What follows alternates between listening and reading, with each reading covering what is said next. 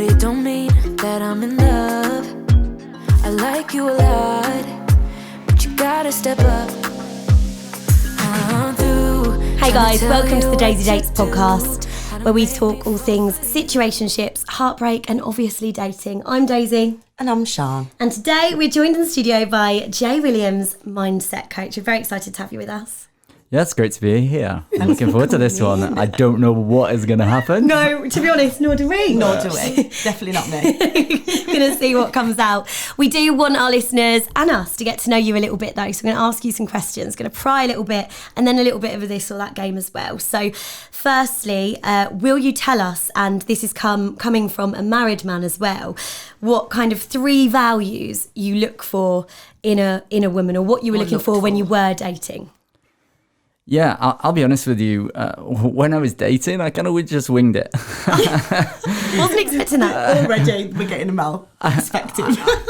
I was the type of guy, and it's kind of the story of my life. I never really had a plan. I kind of lived in the moment kind of guy. That's what I used to do when I used to DJ. But if I was to reflect now, what I didn't know I was looking for unconsciously was a woman that was ambitious. I like a very strong woman.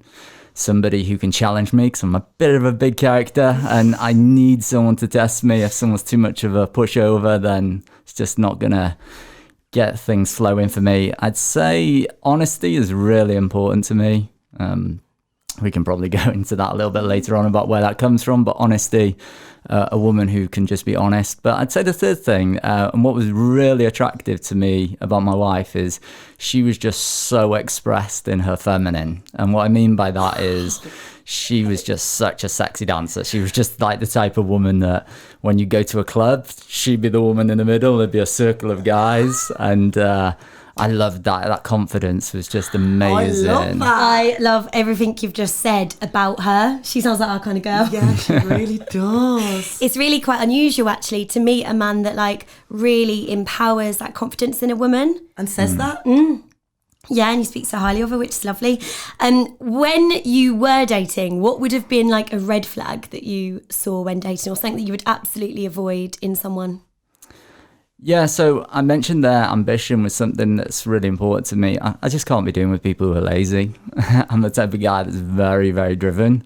And I just need someone who's I can't be dragging someone's ass along with me. I need them to be the type of people that can stand on their own 2 feet and have a vision of what they want for the relationship, what they want for their life, not just, hey, I just want a man to take care of me. Now, I think there are equally women like that, and there are men like that. They just want a woman to take care of them. So for me, I think having someone who's ambitious, somebody who's driven, is just something really important. If they're not that would have probably been a massive red flag for me. Yeah, you want someone self-motivated. Yeah. Yeah, sounds good. And finally, I think this comes from, obviously the woman in me, the woman in us. What age as a male did you feel ready for a responsible adult relationship? That probably sounds like going with the flow now. I was thinking to myself, am I responsible yet? No, I mean, I can't say I've ever had a defining moment where I've gone, yes, tick, I'm now responsible. You're now an adult. I'm a grown up. What I would say, though, is I think my first 2 relationships fell flat on their face, and I met my now wife at 27. And there's various studies out there about the development of men in particular. And some of the studies are looking like a male will be fully grown, as in physically and emotionally, around 26, 27 years of age. So that makes perfect sense for me in terms of when I felt like I could start taking relationships a bit more serious, and that boy inside of me wasn't so, let's say, wild. Okay. Yeah, that makes sense. You're in the prime. Yeah. Well, apparently. I can... Yeah, maybe count on one hand 5 guys I know around that age that I'd say working on themselves, emotionally aware, and would treat a woman quite well. Don't even know one, I don't think. That says a lot. I think they do. 27, they start working themselves. 30, they give up again. That's how it feels. They say it's too hard. It's too hard. All of this working Can't on be myself. bothered. Yeah. Let's go back to the Playboy. Maybe it's just women that should change, not men. Okay. Yeah, I'm sure we'll come on to that actually, because it's an ongoing process, isn't it? Yeah. All right, a little bit of a this or that game, just what you'd prefer, obviously, to do when you were kind of dating your wife, and still now, obviously. So, dine in or out? Dine out. Pay for the date or split? Pay for the date. Cook for her cook for you? Cook for me. Wine or beer? Wine. Would you go for food or crazy golf? Crazy golf. Oh, love it. She'd have the opposite. By the way. She'd want food. You can do both there. Pizza or curry? Curry.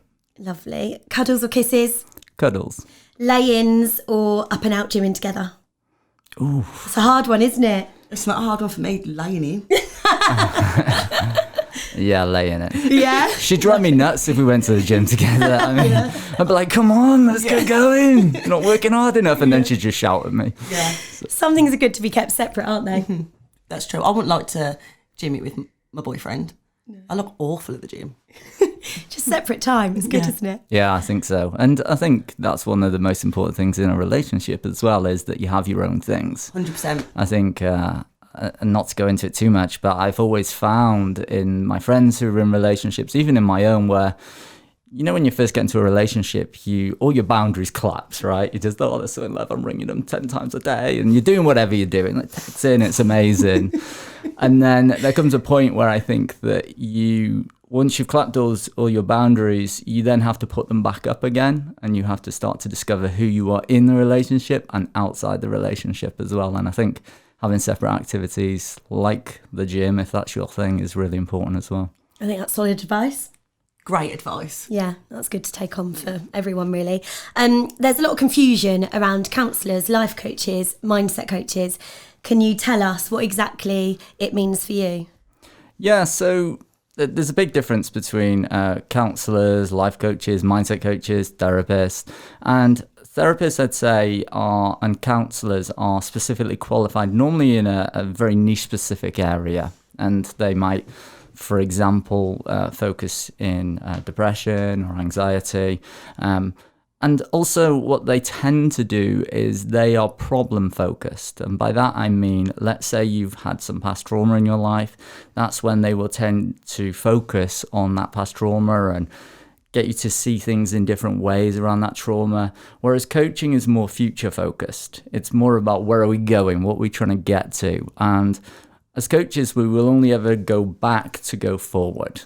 And so we don't spend too much time getting into the past unless it's absolutely necessary, because there may be some decisions you've made about who you are, about the people in your life, about your life, that we need to shift and change your perspective on in order to get you moving forward towards where you want to go. And so the major difference is one's future focused and one's problem focused. Now, as a mindset coach, compared to, let's say, a life coach is like, let's talk about everything. We'll talk about your health, your relationship, your work, career, business, or whatever it is. Whereas I tend to focus on, I work with business owners and entrepreneurs mainly, anyone from startup all the way to 8-figure business owners, and we work on performance. So as a business owner, the main directive is to make money, right?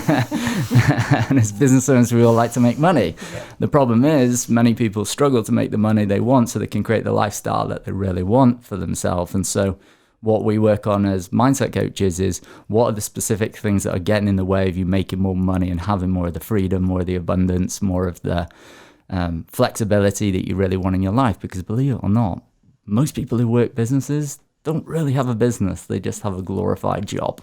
And they probably end up working more hours. True. And it's harder than working a job, because you're probably working 9 jobs. You might relate. 100%. It's a lot harder. You burn out a lot quicker too. Yeah, 100%. So that's the main difference. Really. When he said, we had a guest on and she had coaching and she had relationship coaching and she had a therapist, and she said the same thing. It felt a lot faster with coaching, going, this is the things that we're going to put in place for the future. Whereas therapy was just going slowly through everything. Yeah. My approach, a lot of people say to me, whoa, Jay, this is like therapy working with you, because a lot of the stuff we do deal with is those emotions. And some of those emotions that do show up in relationships there's a lot of resentment in relationships. That's a big thing. There might be resentment towards past partners as well. And so It's dealing with what are the emotions that we're holding on to that we need to shift and let go of so that we can move forward. Because, hey, try and have a great relationship with a woman if you're resenting women. Not going to go down too well, or vice versa. If you're resenting men and you say, men are all the same. 100%, yeah. Because the women that I do know that are in that mindset aren't meeting anyone anytime soon. Do you know what I mean? You've got to be open to each and every experience. My question to you is, doing work like this, had you been through anything in your life that made you wish that you'd had a mindset coach, or kind of what led you to this path to do this for other people? Yeah, oh my word, I wish I'd have found it sooner, trust me. So what led me to this is I started my business 10 years ago. And when I first got into business, I really struggled. I had to put myself out there. And that was a really scary thing. But I've always been someone who's quite persistent, and I pushed anyway. And despite putting myself out there, to the outside world, I looked like I had my shit figured out. Like it was like Jay, this really confident person. But on the inside, I was actually terrified that someone was going to leave me a negative comment. Someone was going to say, oh no, you said this wrong. And I was like, oh no, and I could feel that in my chest now when I think about it. And so all of this stuff was happening for me, and I was struggling to generate the level of money I wanted in my business for about 5 years. And I kind of got sick of it, and I started to ask questions like, why the hell do I keep doing this? And luckily I was part of a community where there was a number of these coaches who started helping you with personal development and mindset. And I remember I was sat in Malaysia. Me and my wife were traveling the world at the time, and it was 3:30 in the morning, and I was on a coaching call with one of these coaches. And I can't remember exactly what I was saying, but I was just talking to him about, why do I keep creating these results? This is driving me nuts. Why am I just trying to do this, and then this is happening? And this guy just shined a light on something for me. He said to me, Jay, have you ever considered that you've spent your entire life trying to please your dad? Oh. And I was like, bush. Like my eyes just started streaming, and I was like, what? What do I do with that? And basically that led me on this massive path of discovery and personal development, and starting to understand how my parents divorced. So my parents basically got divorced when I was 3 years old. And people used to say to me, hey Jay, did your parents' divorce ever impact you? And I would be like, oh no, it's fine. Like, it's fine. You know, parents split up all the time. You see all the time parents are divorced. And what I had forgotten, because I'd suppressed, is following my parents' breakup when I was 3 years of age, there was 10 years of court battles, using the kids against each other, getting passed around, my dad being there, not there, and even to the point my dad turned up with a baseball bat to try and kill my stepdad. Police, just massive shame, just horrendous, just not fun at all for a child. And all of this massively impacted me, especially my parents' divorce. And what I realized is that when I was 3 years old, so just to give you a bit of context, when we are 0 to around 6 years of age, we're just emotional, right? If you've ever seen kids, they're just emotion, but we're also what's called egocentric. So it's all about me. Some people are like, men are like 40 years of age and they're still like this. Yeah. It's all about me. And the thing about children is they think that whatever the parents do, it's their fault. So for me, my parents split up. So guess what I started to mean? I've done something wrong. So my mum had an affair, my dad moved 2 miles away, and me as a young boy, and I know this is not going to make sense to listeners completely because it's not logical, it's emotional. I always say to people, if you want to know how your unconscious mind works, have you ever had a crazy dream? Yeah. You know how logical it is? Yeah. It's not, right? It's wild. This is how the mind works. And what I made it mean is my dad's left me, which must mean he doesn't love me, which must mean I'm not good enough. And so I spent my entire life trying to prove to my dad that who I was enough, trying to get him to love me, trying to be the confident, be the most committed, be the best at everything to try and get him to love me. But by my very nature of trying to get him to love me, I'd forgotten to actually love myself. And that was a big breakthrough for me. And that's number one, loving yourself. Yeah. And that was showing up in your business? Yeah, it was showing up in my business, and it's really crazy, right? 'Cause if you have a fear of rejection... Oh, who has that? Know anyone? Sean has openly admitted this on the podcast, so I'm allowed to call you out. I think everything is rejection. But I'm the same. I've got dad problems too, exactly the same. I don't think my dad really ever loved me. I was trying to get my dad to love me. Don't like rejection. Yeah. And Sean won't even put herself in a position to get it. Never, not even close. Wow. Yeah. It's one of the things a lot of people struggle with. I'm sure a lot of your listeners will be able to relate, that fear of rejection, because what's going on there is there's shame in there. And it might not feel like that for everybody, but there's a shame, right? There's something wrong with me. I'm broken. And so why wouldn't they love me? They're meant to love me. And what I learn about my parents, and I've kind of got this perspective now being a bit older, is that as children, we have this idyllic view of how our parents should be. They should be great. And then you look at other kids' parents and you see them doing something, you're like, I want some of that. And we have this very idyllic view of how our parents should be. And I've realized that my parents served the exact purpose they were meant to. So let me give you a little bit more context. So my parents got divorced. They were 3 years old. My dad was the type of guy that he was brutal. Like when it comes to sport, just to give you context, I would play golf. I play a lot of golf. And there was this hole called the 10th green. And you'd come off the green. My dad would always be waiting there, like his dad was waiting there. And I'd come off the green and my dad would be waiting there and he'd go, give me a card. And I'd be like, oh, shit. Not doing that well. And I'd give him my card and he'd just look at it and he'd just look at me and he'd just go, rubbish. Oh, God. Yours was like actively, like my dad was just not very present and didn't give me anything, but yours was like actively making you feel like you wasn't good enough. I had a cup final, semi-final, or cup final it was. We lost 1-0. And I walked off, clearly upset young lad. I think I was 13 at the time. And as a young boy, I wanted my dad just to put his arm around me and say, hey, there'll be another game, it'll be okay. And he just turned around and went, you were rubbish today. Can I ask how that's affected your romantic relationships? Did that affect you when dating? Yeah, so what that's led to is ridiculous expectations of other people. Okay. And by that, I mean that people need to be competent, perfection, basically.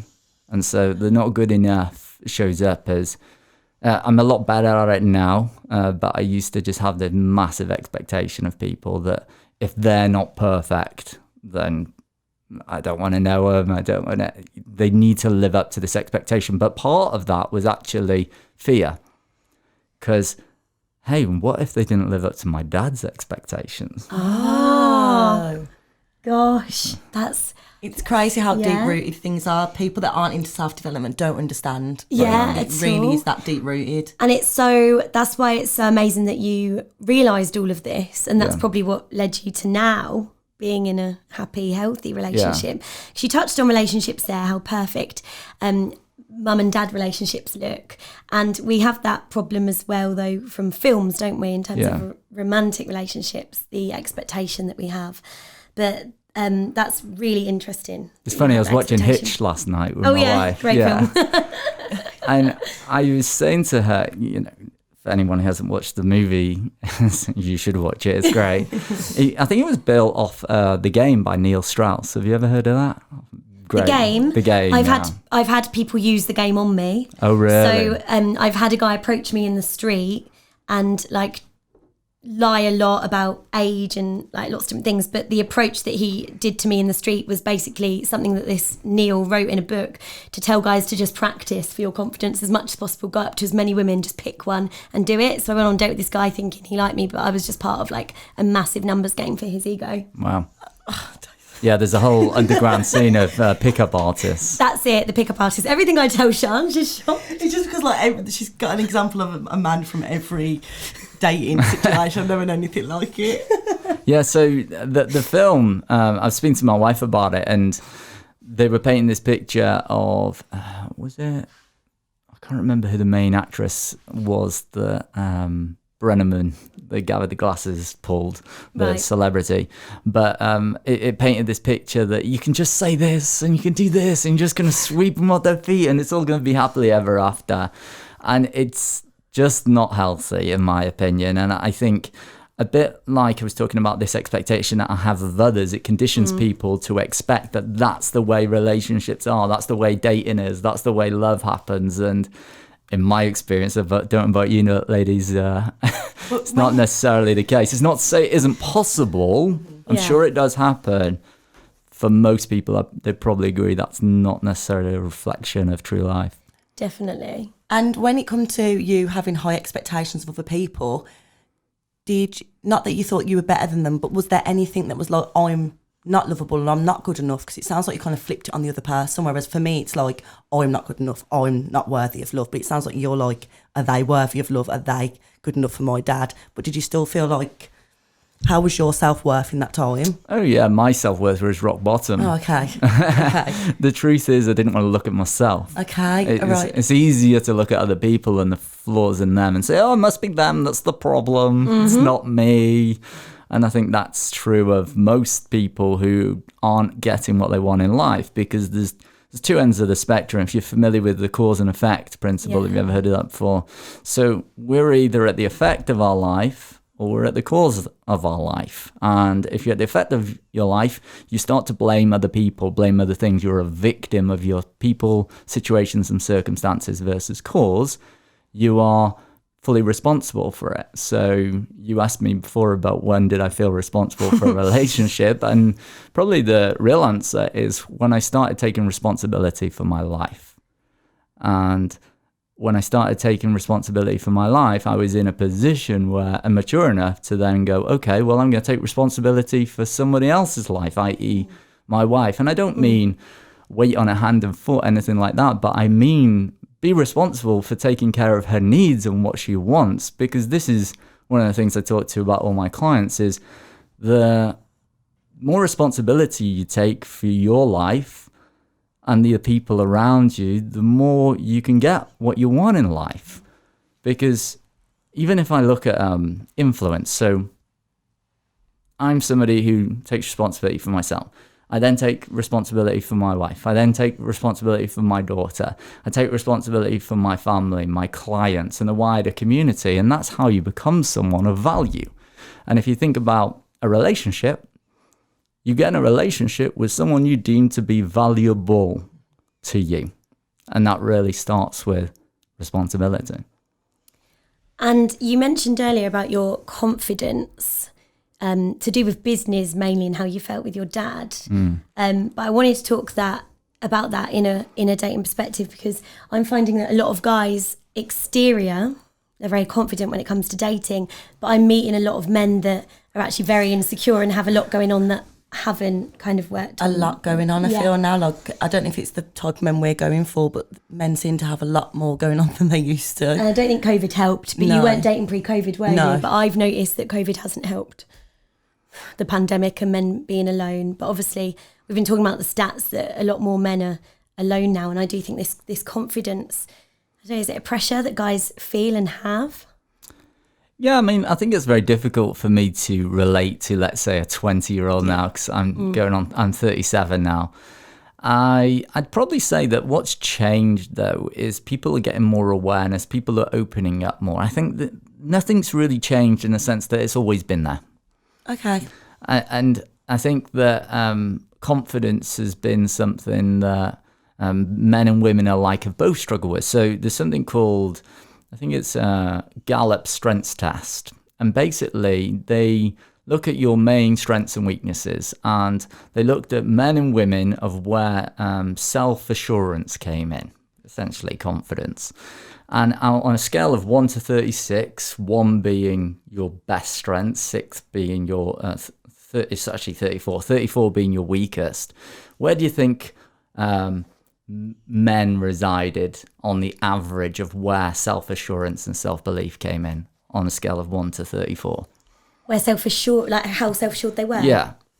I'd say somewhere in the middle, like 21. No, higher than that, actually. Higher, lower. I'm going to go for 11. I'm going to say 17. 11. Okay, so in men it was 33. Oh. Oh my 34. goodness. Oh. What do you think women were? Oh, I'd say we were, I don't know. 22. 34. Oh. What? So it tells me that people aren't very confident. Yeah, the scale is basically not needed because... and that's like hundreds and hundreds of thousands of people that they've put through this strengths test. Gosh. And That's that, crazy. it is crazy, right? Which tells me that a lot of people are putting on a front to give the illusion of confidence when they're not actually confident. And if you're familiar with the psychologist who's like the godfather of psychology, Carl Jung, Yes. he actually said that as human beings, we have something called a persona, right? You should be familiar with the persona that we put on. And persona is basically Latin for mask. And we all have different masks that we wear in different situations, right? Which is normal. You don't be the same person with everyone. The problem is, though, most people are putting on these masks because they're trying to hide who they really are, which is a shameful part of themselves that they don't want people to see. He also talked about the concept of the shadow. Have you heard of the shadow before? No. So think about yin and yang, the black and white. So the black is the shadow, the white is the light. So the light is the parts of you that you are happy to share. So we're here sat in a lovely room and you're sharing me the parts of you that you want me to see, right? Yeah. Now I guarantee there's parts of you and there's parts of all of us that we might feel like we don't like, or maybe society might reject if we actually showed that part of us. So for example, you get it a lot around money. So being selfish. It's bad to be selfish. Don't be that person, or being a show off. I know growing up, my parents used to say, oh, look at that know-it-all. Who do they think they are? Look at them showing off. Well, that's what we call a money block.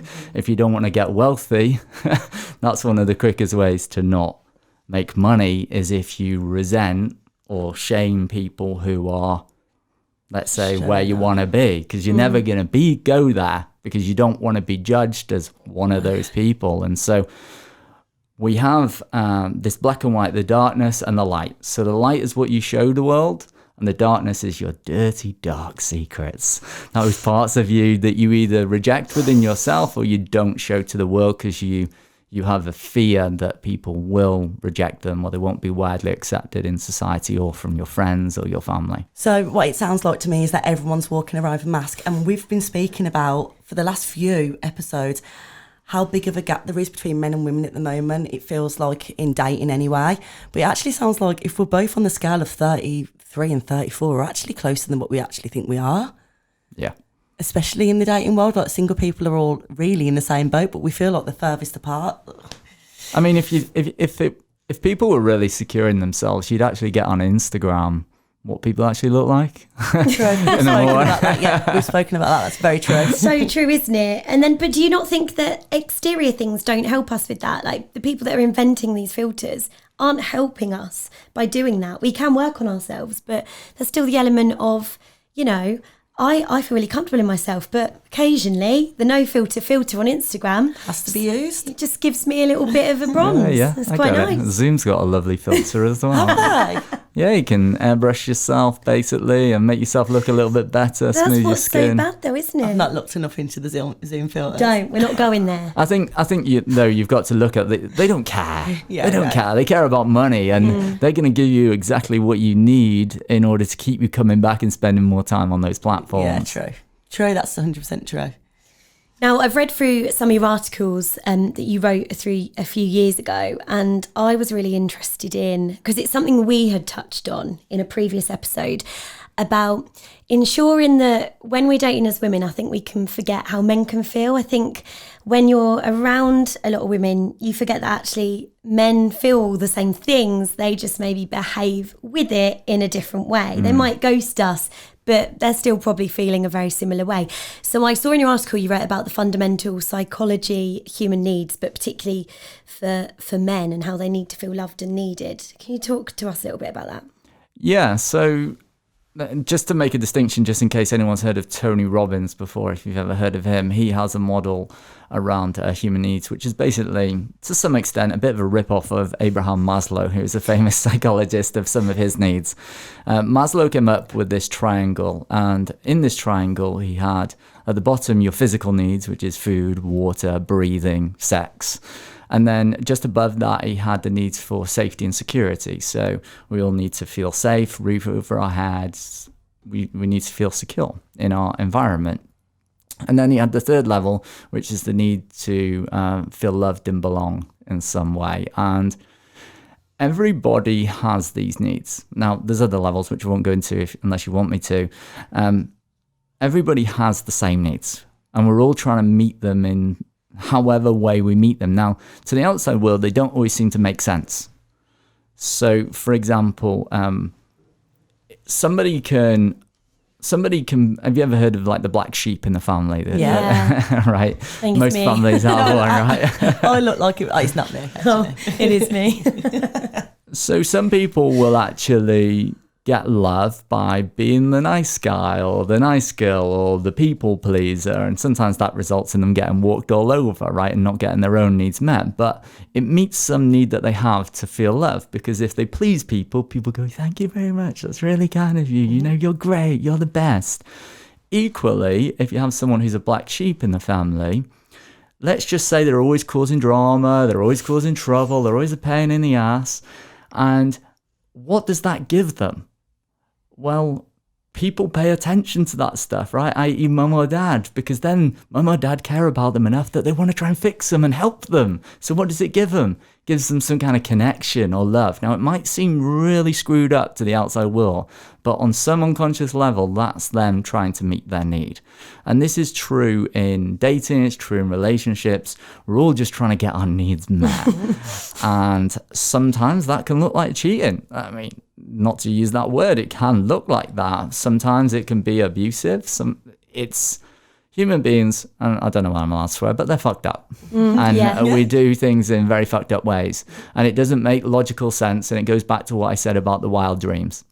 Right. The way the unconscious mind works, which is the emotional part of our mind, it's irrational. And I always give the example, have you ever been to the supermarket with a shopping list? Yeah. And get When you're nothing hungry, on it. when you're hungry, right? What do you come out with?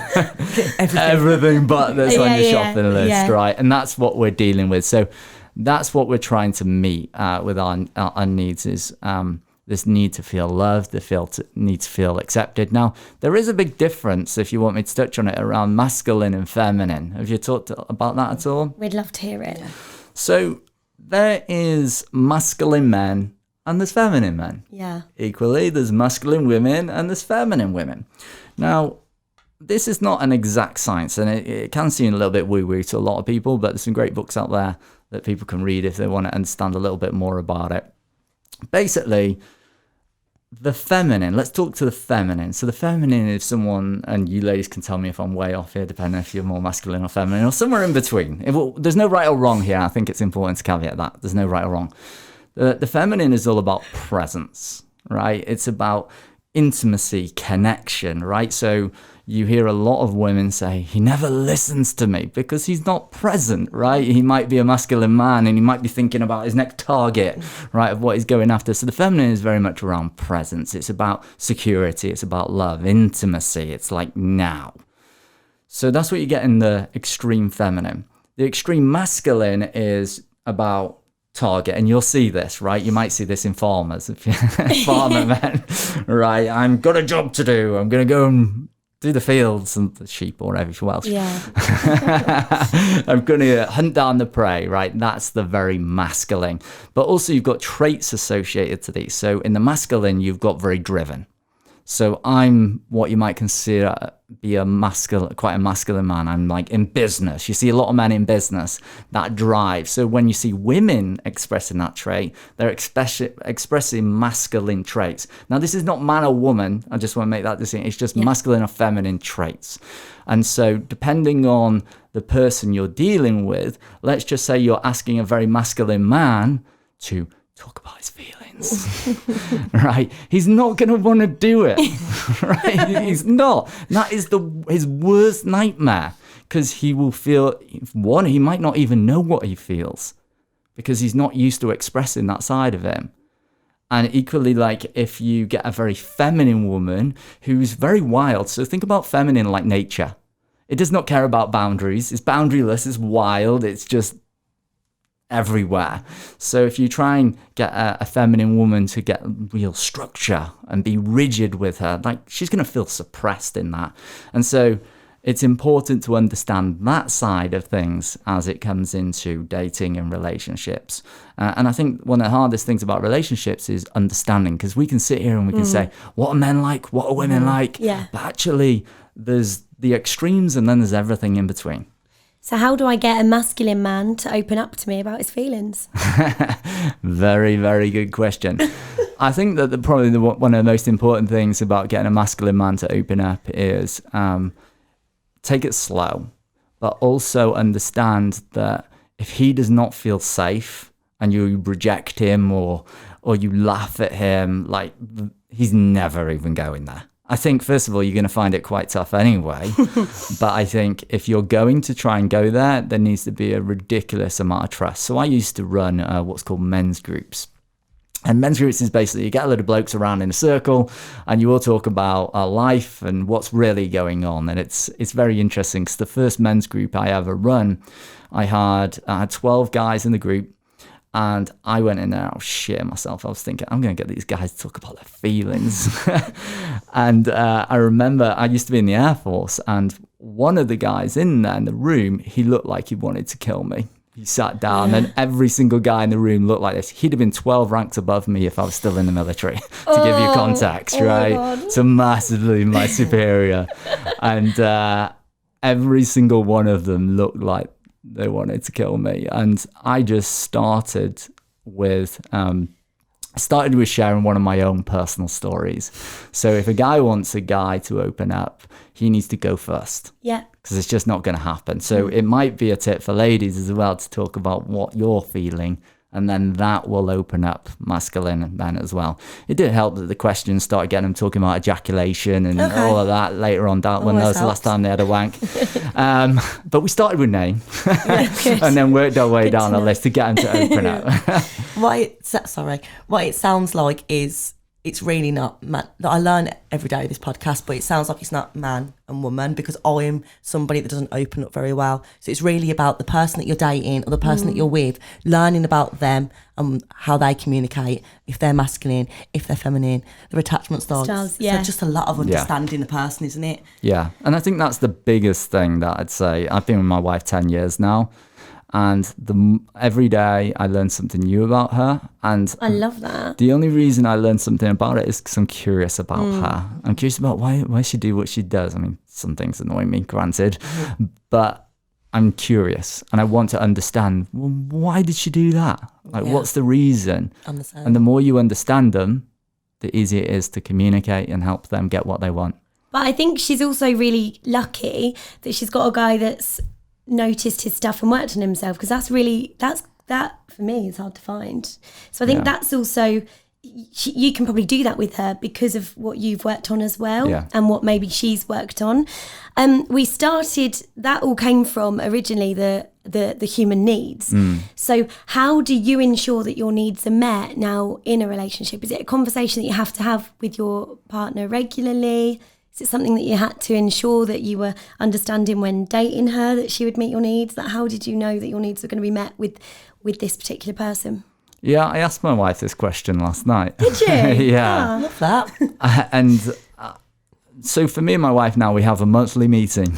I've heard that before, from other couples. I've heard that before. And I think when it comes to a relationship, one of the things I've said to a lot of people is that there's certain things you must have aligned if you're going to make a successful relationship, whether we're starting dating or you're already in a relationship. And there's certain things you need to talk about. One of them, something we suck at as Brits in particular, is money, right? Yeah. It gets easier when you're in business, right? Money, because money is a big source of conflict in a relationship, and how people spend money, how people's approach to savings, how risk averse they are. So money is important. I think, what's your take on marriage? Do you want to get married? Are you into that? If you're not, whatever, each to their own. And what about kids? You know, do you want kids? Do you not want kids? So I think the first thing we need to be clear on is, where do you want to go? What's your vision? Because every relationship needs to have a vision. If you're in a relationship right now or you're dating, you need to find out, what's the person's vision? Where are they going? Because that's what's exciting. If they have no vision for you in the relationship and it's just like, hey, let's just do this thing, that's probably a bit of a red flag that you should probably notice. So I think those things are really, really important to discuss. Probably not on the first date, 'cause you're probably going to scare them off. Okay, how soon into it? White picket fence, 2 kids. But I don't think it has to be this, let me just get my checklist out and let me quiz you on it. I think some of these stuff can come up loosely in conversation, and it doesn't need to be this formal thing. I've met plenty of women who are like, I've got my checklist for finding the man of my dreams. Oh yeah, I've done that on the last person, and he didn't. I was like, do you do this? Yes. Do you drive? No. I was like, oh. It was the last one. You nearly made it to all 3. It was the last one. So I will say something though. I think what's most important in terms, I think picking a partner and having a good idea of what you want is the most important thing. 'Cause it's going to save you a lot of money and a lot of time and a lot less misery as a result. The most important thing I believe in picking a partner is that you have aligned values. Doesn't mean you need to have exactly the same in the exact same order, but aligned values. So for example, if you are somebody who you love family and you're very close with your family, but you get with someone who just never bothers with his family, he's going to find it very difficult when he wants to go and do something with you and you want to spend time with your family. So it's going to cause conflict. And so I think it's more important that you're aligned in values rather than a lot of the other stuff that people put. The driving is what it means, I think. Yeah. That's what I'd say about it. And I go off on a tangent. It's all good. But picking up on the red flags, I think... noticing those stuff in the conversation, because what people talk about will tell you all you need to know about what's important to them. Yeah. And by having those conversations, I think, and asking lots of questions, I think that's what's going to help you uncover the real person. Because, by the way, when you ask questions of someone, it comes out of their unconscious mind. So you get the truth. So if I was to ask you a question and put you on the spot, I'm not going to, then I would get the answer very quickly about what you think or what you believe or what you feel about something. Like I might say ex-boyfriend or something. But we're not going to go there. Yeah, that makes sense. Whereas if they know that you're asking for a checklist, it's going to automatically be like, isn't it? I've actually had a guy say, well, what would you like me to answer? I've said, oh, who do you live with? And he's said, like, as in on a dating app, and he said, well, who would you like me to live with? And I'm like, that isn't how this works. I'm just trying to gauge if he lives alone or with friends or his mum.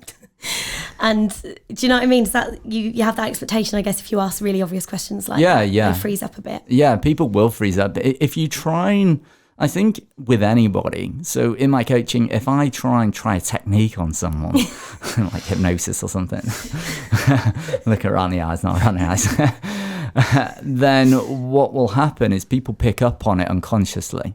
So we have something called the critical faculty in the mind. And basically, it's just like a bullshit detector. It's looking for the thing. It's looking for the technique. So if you try something on them, they will probably get defensive as a result. They'll pick up on it. It'll be a red flag, and then they'll get defensive because of it. And so if you're going to bypass someone's critical faculty, it needs to be subtle. Okay. Interesting. Noted. Or talk really fast. I'll be good at that. Talk really fast, because the logical brain will try and process it, and you'll get to the answer, and they'll just be like they'll be in like a trance. Yeah. So that's what I'd say. When dating now, sometimes it seems like, well, people are trying to match up through like star signs and things like that, but love languages, which actually has backup and science to it, is becoming more prominent and people are more aware of them. You know, I see it in people's bios now, which is really nice. Do you know much about this? And is this something that you kind of looked for when dating? Did a love language matter for you? I had no idea what 10 years languages ago were when I met my wife. I will say this though, we travelled around Australia in a camper van and we read the 5 love languages together, and I think that was a great exercise to do because it opens up a lot of discussion. And for me and my wife, it was just so powerful because my love language is words of affirmation. whereas hers is, I should I get this right. It's one take, so Yeah, you only got one chance.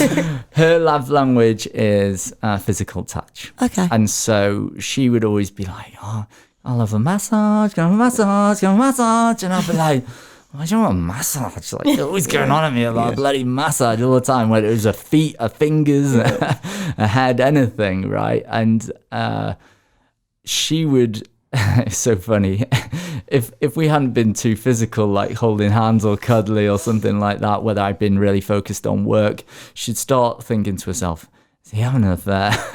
I'm not sure he loves me anymore. it's so important, isn't it?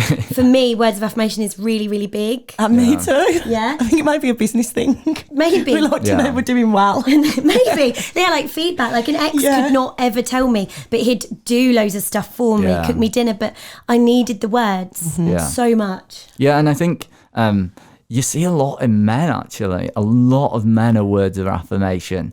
And it's very interesting because one of the things to remember about it is, especially I've noticed, is my wife has the ability to make me feel the most loved person in the world, but also the most rejected in the world, right? Because she can cut me down with words. Like, if we're in an argument, she knows where to go. Yeah. Right for the kill. I think if you like words of affirmation, the opposite cut us deep. If they're not words of affirmation and the opposite, I'm like, oh my God, they hate me. Yeah. And I think that's just so important, though, to understand love languages, because I always say that you fall in lust and then you choose to fall in love.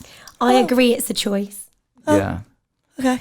Now, and I say that because when we first meet someone, when we're lusting after someone, I think it's testosterone and estrogen. But then when we are in our attraction strategy, then we experience, I think it's dopamine, norepinephrine and serotonin and the neurotransmitters. What happens is we're high on our own supply, right? So, when you don't notice the things that you might notice a little bit further on down the line and you go, they do this really annoying thing, right? Well, that's the point in which you need to choose. Because if you have an awareness around that person, if you know what their love language is, if you know that they do this behavior, it's a choice on whether you accept them. Yeah. And I found that the two biggest things that I've realized that are important in my relationship, and people talk about communication. Yeah, that's an important thing. It absolutely is. Number one is respect. Mm-hmm.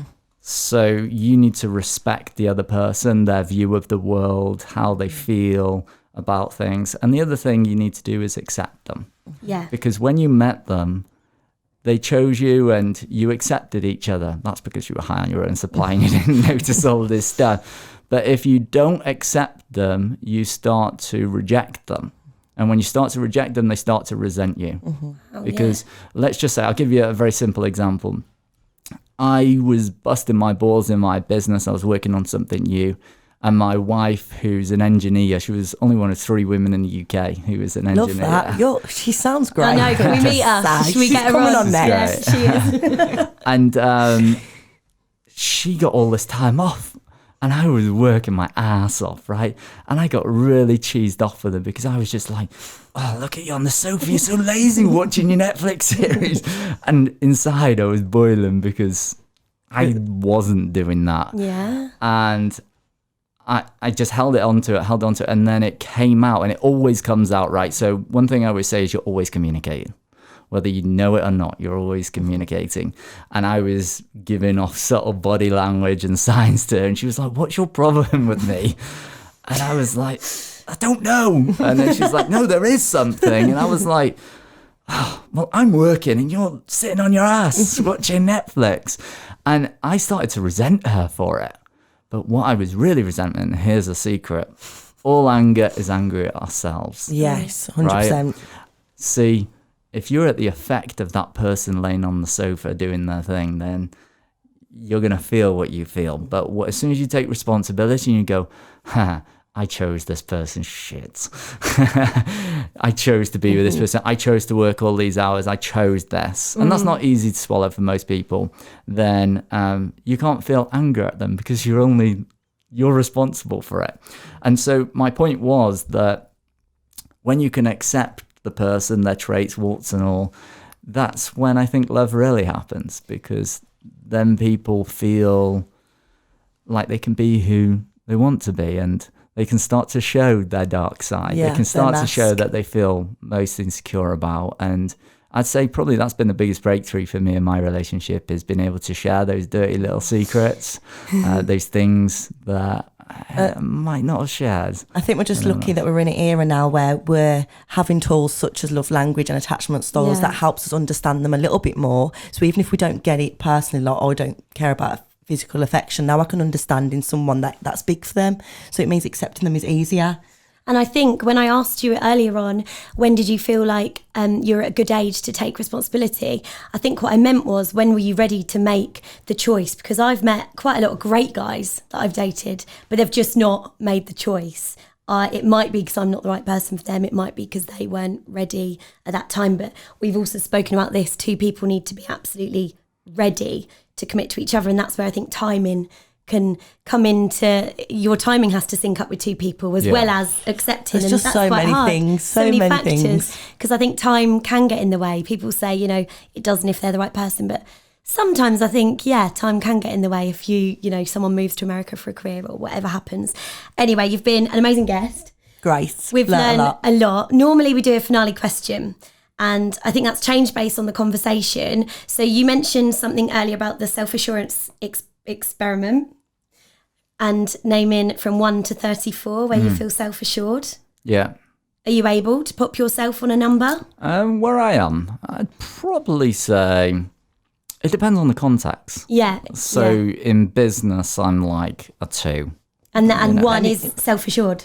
Self-assured, Wow, yeah, okay. yeah. And in relationships? Relationships, no, I'd say I'm probably a 4 in a relationship. Wow. High on the scale, that. Yeah.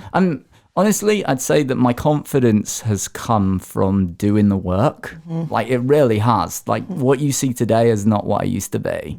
If you'd have met me 10 years ago, it would have been a completely different experience. So you two talking about this stuff, I'd have felt vulnerable. You'd have been judging me. You look at me with your piercing eyes, I know. And now we're like, you're fabulous.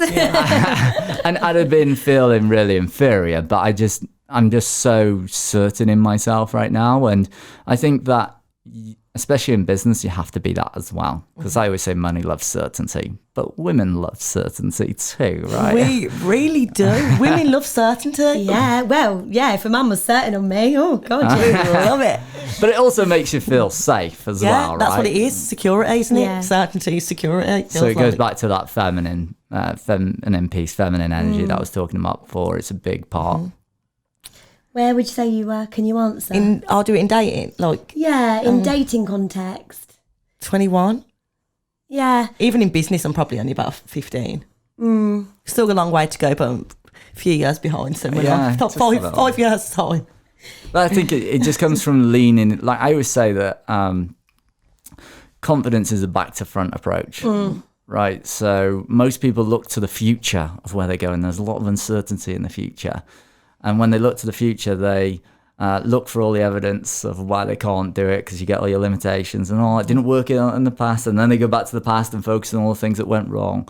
And confidence is something that the more... I always say that confidence is the reward for leaning into your own anxiety. And the more you lean into the things that are uncomfortable for you, the more confident you get. Yeah, that's how I live my life. Getting outside your comfort zone I try and live outside my comfort zone every day. Yeah. So hopefully in 5 years' time, I'll be at 2. What about you, Daisy? I think, it's really hard. In terms of self-assurance in myself, I think I'm quite close to the beginning. Like I'd say like in myself, like 4 or 5 in terms of like business and me as a person and my friends and how I treat people. In terms of dating, I feel like I'm further down. I don't know. How far down I was I'm just reading you, by the way. Yeah. I think further down, probably like 20, similar to you. Yeah.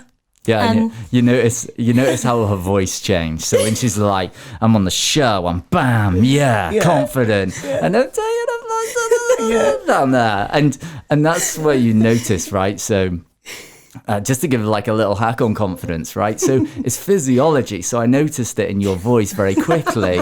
And then she went all like, oh. even her hand was coming out, it's shaking, right? It's, if you ever want to feel confident in any moment, all you need to do is change your physiology. So if you ever noticed that when you're nervous, how do you hold yourself? You close yourself off, right? But what if you just put your arms out, put your chest out, and actually just put a big smile on your face and you breathe fully, right? That, they call it a superhero pose. They did a study at Harvard where if you hold that for 2 minutes, just a superhero pose, Might start my day like that. You will Yeah, me start too. to feel confident. And I would say that that's kind of the secret to creating anything you want, is your ability to manage your own state of mind.